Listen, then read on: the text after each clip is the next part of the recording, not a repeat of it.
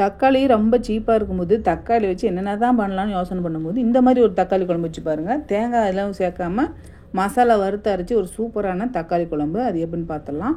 ஒரு பேனில் 1 ஸ்பூன் அளவுக்கு கடலைப்பருப்பு, 1 ஸ்பூன் உளுத்தம்பருப்பு, 1 ஸ்பூன் சீரகம், 1/2 ஸ்பூன் மிளகு, ஒரு 10 வெந்தயம், காரத்துக்கு 2 காஞ்ச மிளகாய் போட்டு வறுத்து தனியாக பவுடர் பண்ணிக்கலாம்.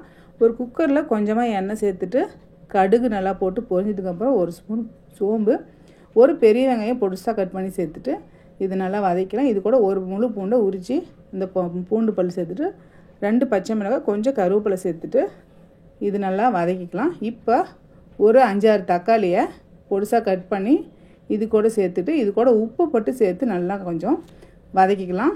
மூடி வச்சு வதக்கணும் போது நல்லா வெந்துடும் தக்காளி. இப்போ பாருங்கள் நல்லா வதங்கினதுக்கு நல்லா மேஷ் பண்ணிவிட்டு இது கூட மஞ்சள் பொடி, காரத்துக்கு தேவையான அளவுக்கு மிளகாத்தூள் சேர்த்துட்டு இந்த வறுத்து பவுடர் பண்ண அந்த பொடியும் சேர்த்துக்கலாம். இது கூட கொஞ்சமாக கொத்தமல்லி தூள் இதையும் சேர்த்துட்டு இப்போ இது பச்சை வாசனை போக மிக்ஸ் பண்ணிவிட்டு தேவையான அளவுக்கு தண்ணி ஊற்றிக்கலாம். இப்போ குக்கரை மூடி ஒரு 2 விசில் வச்சு எடுத்துக்கலாம். இப்போ மறுபடியும் கொதிக்க வச்சு மல்லி இலை போட்டு இறக்கலாம்.